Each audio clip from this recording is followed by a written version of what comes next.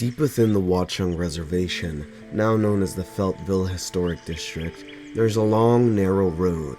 The winding road leads you into an eerie forest, and deep inside this forest, past its branches and thistles, there lies a group of homes, frozen in time. These homes are each from the 19th century, many of them long abandoned. We have found ourselves at the deserted village, a place built from failure, with a long storied history of promises and possible haunting. Hello, I'm Anthony, and today we will be exploring not just the true history of the deserted village, but the village itself. To understand the village, one must first know its history, and that all started with Peter Wilcox, a settler from Long Island who arrived in the early 1700s. When he first arrived here, Peter made a sawmill. However, later down the line, when more people settled down and arrived here, the sawmill was sadly demolished. Fast forward to the early 1800s. A businessman by the name of David Felt needed more land and more mills for his lumber company. Eventually, Felt came across a descendant of Peter Wilcox, whilst looking for land. From there, they struck a deal, and in 2 years, Felt had built a mill. But he didn't stop there. Felt went above and beyond for this new land. He had built 2 dams for his mills, and finally a town for the workers of the mill. He would then dub the town Feltville. Inside Feltville, there was a church, a school, and other commodities.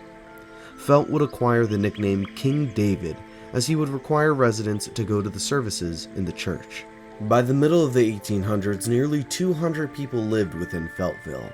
However, after 15 years, Felt would sell the property, and sadly, after several unsuccessful deals to buy the town, it would become known as the Deserted Village.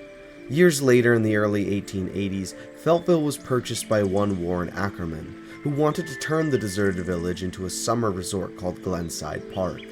However, interest dwindled as people wanted to go to the beaches of New Jersey instead, thus leaving the village deserted once again. After the desertion once again, a local civil engineer by the name of Edward J. Grassman would go on to buy a number of properties there to serve as a club. Grassman would go on to convince Roberto de la Selva to paint 2 of the structures with murals. Through these murals, he showed his fondness and love for the Southwest and Latin American culture. The murals de la Selva, as they are named, are 2 murals, the first mural being named Mexican Cottage, and the other being named Indian Cottage. Years later, the Union County Park Commission would buy the land and include it within the Watchung Reservation. They would rent the houses to families. Along with this, the deserted village was named by Preservation New Jersey one of the top 10 most endangered historic sites in New Jersey. Although many of the main structures have long since collapsed in on themselves, there is an ongoing effort to preserve the town so that visitors may see how the ones who once inhabited these homes lived there. The history of the deserted village is tragic. A town that was constantly up and down in terms of its inhabitants and the state it was in. But now, I think it's time we take a closer look at the deserted village. I just arrived on the outskirts of the deserted village over here. You can see them way down there, down the path. I'm looking to explore the whole thing today, and I'm going to take you guys with me. So I hope you enjoy this little exploration journey with me as we walk on through the deserted village.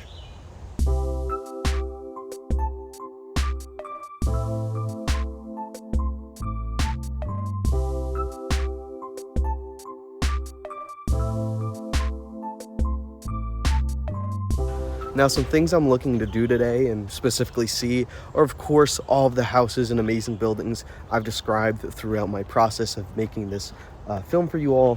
And one of the first things I think we should check out is, of course, the cemetery, which if you're going down the main path, you hook a left at the beginning, and you'll find yourself somewhere near there after walking a bit of the trail. So I'll meet up with you all once I'm finally at the cemetery.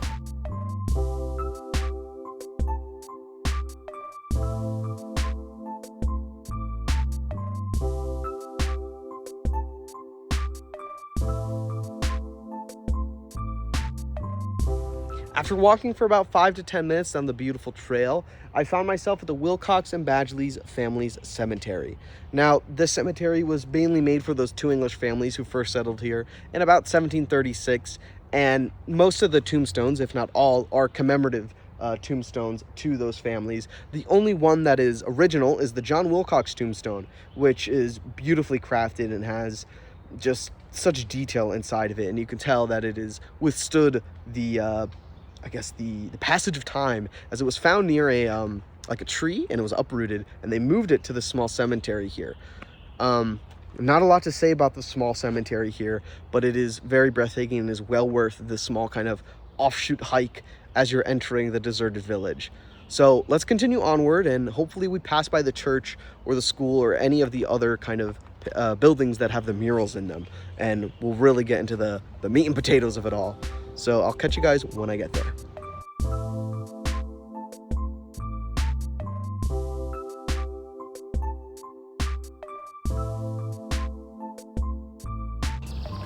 I finally made it back on the main road here, and we're starting to come up on some of the houses that I've been researching for quite a while, and it's pretty breathtaking to see. Sorry if this is a little awkward for me, but this is like the first time I'm seeing this, and I've spent so much time researching and looking at all these places online. It's just really, really cool to see. The first one we're coming up on is a private residence, so I will try not to show them too much. Oh, there's a cute little bunny. Wish I could show that. Maybe you'll see it. Oh, let me turn it. But as we continue moving, we come up on, I believe, our first historic building that we're going to be seeing. This is, I believe, the church/school that we're coming up on here. I'll check the sign that is right outside the door and do a little history lesson for everybody. But it is a remarkable building. I don't know how much restoration has been done. I don't think many at all, just thanks to the Historical Society and everything being preserved as to what it was. But this building right here was the Feltville School and the church/store, actually. So it was a 3-in-1. And this building is about 2 floors, maybe 3. I remember looking and seeing 3 floors on it. But I believe this is open sometimes, and it does a lot here. As you can see, it's very large, made with a local resourced wood from the forests around here, and it is just very beautiful. So walking around here in the back, there's a couple benches to sit on and just kind of enjoy the breathtaking sights in front of you. And in the back here, we can clearly tell that it is a 3-story building. So whatever was going on here in the olden days, I suppose to say, church/store, maybe up there, and then at the very top, you can see everything else. But it is just, it's really amazing to be out here and seeing everything here. They have a few porches here that you can kind of stand on. So let me see if I can get up there without being too annoying to anyone who lives across the street there. But wow, you can really see the fine craftsmanship that went into all these buildings when they were being made, the laid brick and such. But it's amazing. I don't think anything's open right now, but I see some lights on in there. I don't want to disturb anyone. But there's a lot of cool stuff here. Like right here, there's a little bucket. Don't know what that's for, but there's a cool bucket here. And there's some wonderfully made kind of benches and stuff. It's just amazing. But as I was saying, this was the church, store, and of course the school. So kids would come here and learn to pray, and of course to buy locally sourced goods here in the deserted village.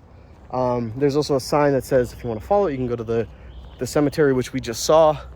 But let's continue onward. There's a couple more buildings I want to show you, and there's a small cabinet full of original kind of excavation documents by the first people who started trying to look into the history of the deserted village here. So we'll find that shortly, and I'll catch you guys when I'm over there. So after walking down the road a little bit more, I found the little free library that I was talking about before that contained some of the archaeological kind of evaluations that they did here. And you can't open it. All these are free to access to the public, and it includes lots of awesome things. This is an archaeological investigation journal for the church store. That would be building number 2 that we passed. This one is a big kind of stack of papers.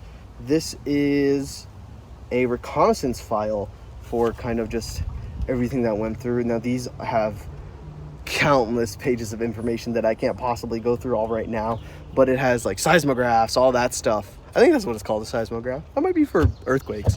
But there's also another archaeological evaluation of some of the buildings here. It explains graphics of the sediment down below. It is very, very intriguing how well they preserve everything here and how it's just in a little box. It's really funny and really cool. I'll show some extra footage of that, of me flipping through once I come here again, and I'll show you everything that was once there.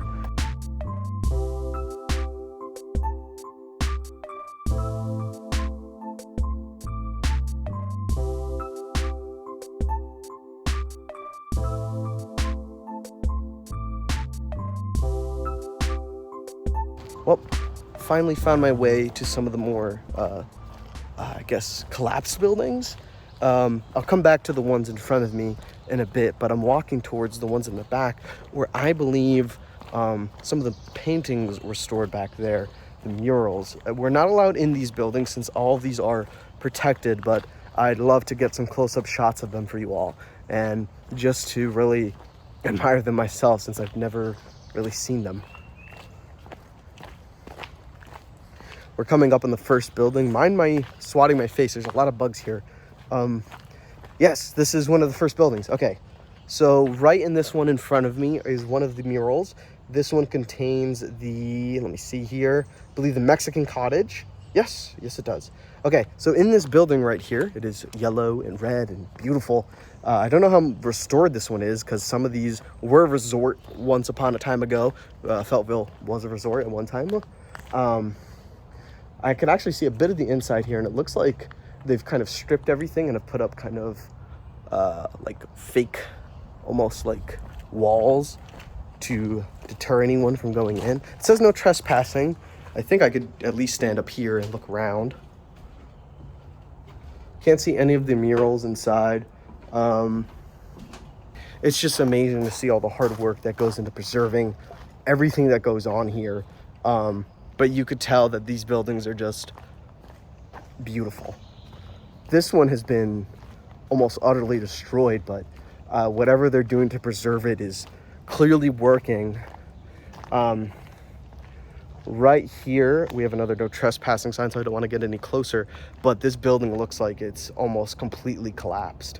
As you can see here. It is just almost utterly destroyed here, and there's not a lot to say about it. It's just sad the state a lot of these were left in after being neglected for so many years, you know, and being able to preserve them is definitely something that we should focus on more. Preserving our history, preserving our legacy, preserving anything. It's very important to do because it teaches us, people now, of just how we used to live, because in a couple hundred years it's going to be so confusing when people pull out iPhones or something like that of an archaeological dig and be like, what was that? But it is really such an interesting thing to see. We're going to come up on those front two houses now that you might see in the background over there, and we're going to give them a look too. So I'll be right back.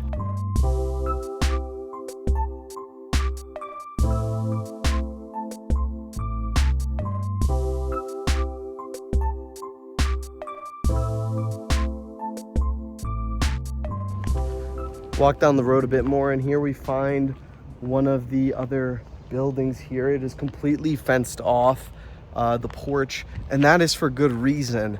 I'll walk along the side here. It is completely caved in, and it is very dangerous for me to even walk towards, I'm going to assume, so I'll keep my distance a bit. But for the sake of the viewers at home, you guys, I'll get as close as I physically can. Here we see the kind of aftermath of it plummeting down, and it is very scary, and I don't want to stand near it anymore, but it is all fenced together and fenced out for people like me who want to go inside and check it out. But it is one of the historic buildings here.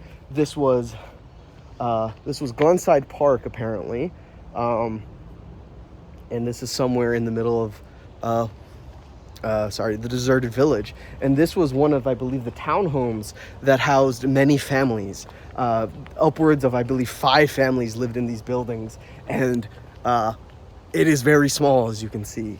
I believe we're coming up on another, this one a bit more decrepit, a bit more soggy looking, for lack of a better word.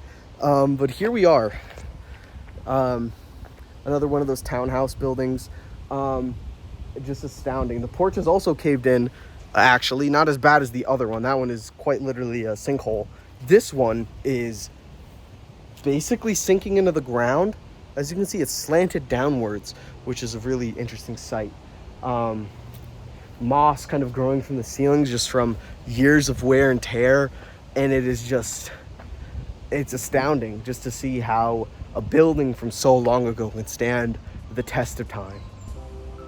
But if we continue onwards down the beaten path, we'll find ourselves at the Masker's Barn, and that will be our last stop, I believe, in the deserted village. So I'll talk to you guys when I arrive there.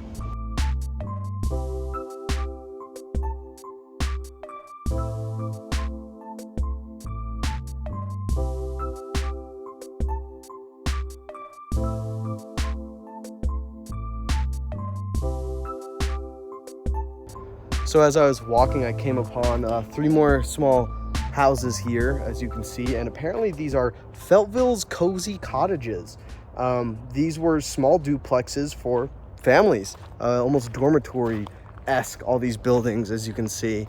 I'll get some close-up shots of them very soon, but each of them they stand on a brick kind of bottom, and all white paint, green shutters, the whole thing. These were for families, I believe 4 or 5. I might have been wrong about those buildings, and these were the family houses that they all stayed in, and they would just live here. And I believe next, right down that path, is the Masker's Barn. So we'll get there soon.